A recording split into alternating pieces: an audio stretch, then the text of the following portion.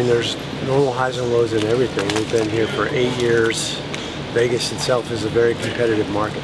There's a lot of other MMA gyms in this area, probably more than any other city in the country have big gyms like this for mixed martial arts, because this is the epicenter of the sport. I think when I retired from fighting and wasn't on this mat every single day, you know, things kind of took a dip. A lot of fighters went to other gyms around here, and then now we've kind of had a changeover. My son's building a crew. Ray Cefo's training a bunch of guys for the WSOF out of here. Robert Fallis coming in from, you know, my old stomping grounds in Oregon in Team Quest. I think all kind of changed the atmosphere. We had to change over a coaching staff, and the new guys are doing, you know, Dennis Davis and Robert are doing a great job of basically leading the charge and changed the attitude, and then I think ultimately the ripple effect of that is the perception. I made the move over here 14, 15 months ago now, and I think what needed to be done was just an infusion of energy. I mean, the facilities were world class, the coaches that were already here, Ray Cepho was here, Dennis was already here. I mean, there was some amazing things that just needed a spark to get some excitement about it.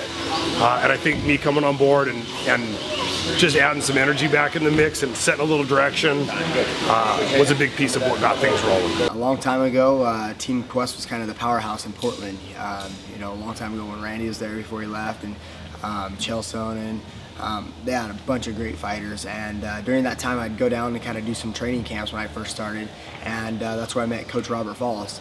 And during that time, you know, I got to see the amazing work that he's done, and I always knew that he was a phenomenal mental coach. And when I heard that, you know, he moved down here and Randy brought him down here to run his gym, at that time we were kind of looking for, you know, for a change for the next step, you know, to break through that top 10 and you know, Misha to win that world title back. There was a certain period where we had all our top guys fighting back to back.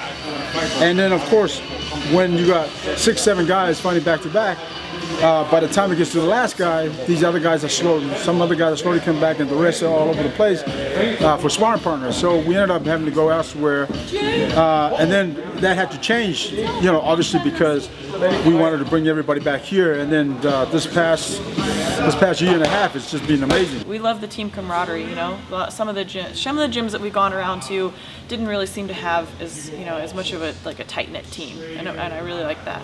Got, you know, guys from, you know, up and comers that are working hard as anybody works, you know, to the pros that are working smart and, you know, fighting at the highest level. So you have a little bit of everything, you know. And the young guys, they push us old guys, you know, because they want to go.